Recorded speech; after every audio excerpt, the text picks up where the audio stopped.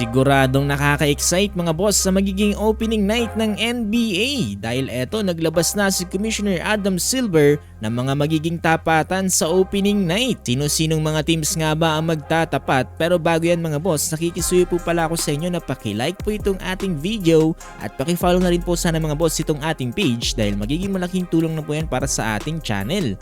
Maraming salamat po talaga sa inyo mga boss. So mga boss, matapos ng pagmadaliin dito nga ni Commissioner Adam Silver etong si LeBron James sa kanyang desisyon na din siguro makagawa ng itatapat etong si Adam Silver sa magiging panibagong team dito nga ni LeBron. Yan nga mismo mga boss ang ginawa dito ni Adam Silver dahil dito nga sa opening week ng NBA at sa first day mismo ay lang Philadelphia 76ers mga boss ay kakaharapin lang naman ang NBA champions na New York Knicks. Pakasolid dito mga boss dahil malalaman kaagad natin ang magiging estado dito nga ng panibagong team ni LeBron James dito nga kontra sa NBA champion na Knicks. Dahil yung huling tapatan nila ay nitong Eastern Conference Semifinals na kung saan sinuwip sila dito nga ng Knicks sa standing na 4-0. Ang New York Knicks din na naging dahilan kung bakit nilaglag sa Eastern Conference Semifinals at yung Philadelphia 76ers. Pero yung panahon na to mga boss ay wala pa si LeBron James, gayon din etong si Jaylen Brown. Sama pa natin yung mga panibagong players ito nga para sa Philadelphia 76ers. Kaya magkakaalaman agad kung malakas nga ba talaga etong team ni LeBron, malakas lang talaga sila on paper.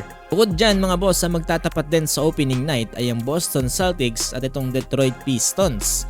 At ang isa din sa mga pinakakaabang-abang na laban ay ang tapatan ng Oklahoma City Thunder kontra nga dito sa San Antonio Spurs. Napakasolid na naging huling tapatan ng OKC at San Antonio Spurs dito nga sa Western Conference Finals. Tignan natin mga boss kung may pagpapatuloy pa nga rin ba dyan dito nga ng San Antonio Spurs na talunin etong ang Oklahoma City Thunder. The next day naman mga boss ay magtatapat dyan ng Minnesota Timberwolves kontra nga dito sa Miami Heat. Kung saan nandyan din ang mga panibagong players katulad nga nila Melo Ball at Giannis Antetokounmpo. Para naman sa second game ang Golden State Warriors kontra nga dito sa Los Angeles Lakers. Asik na tapatan pa rin yan pero sa pagkakataon na to ay wala na si LeBron dito nga para sa Lake Show. Para naman sa third day ang Cleveland Cavaliers kontra naman ulit dito mga boss na sa Philadelphia 76ers. Followed by Denver Nuggets kontra naman dito sa Oklahoma City Thunder.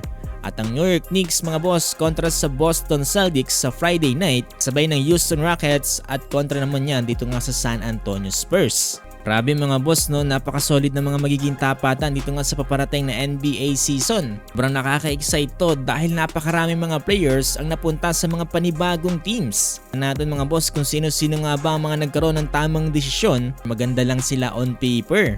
Pero kayo mga boss, sa tingin nyo, sino ang mananalo dito sa pagitan ng Philadelphia 76ers kontra nga dito sa New York Knicks?